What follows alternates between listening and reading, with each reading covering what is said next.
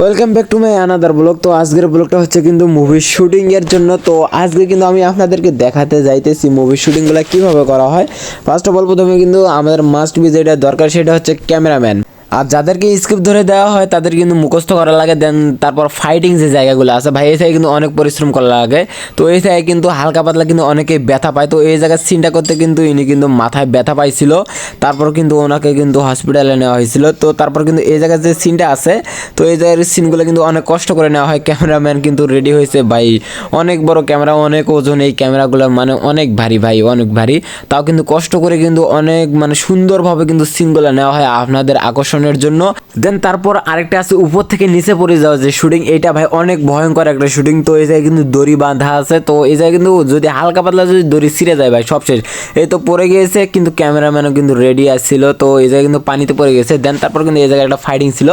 তো এই জায়গায় কিন্তু ফাইটিংটা হচ্ছে পুলিশের সঙ্গে। তো দেন এই তো ফাইটিং শুরু হয়ে গেছে।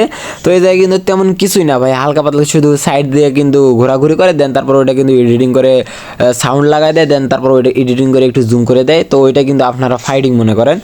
যাই হোক, তারপরে এটা হচ্ছে নদীর মধ্যে একটা শুটিং। তো এটা কিন্তু নদীর মধ্যে মাঝখান দিয়ে মানে নৌকা একটা যাবে। তো এই শুটিংটা কিন্তু এটা, তোমরা যারা এখনো চ্যানেলটা সাবস্ক্রাইব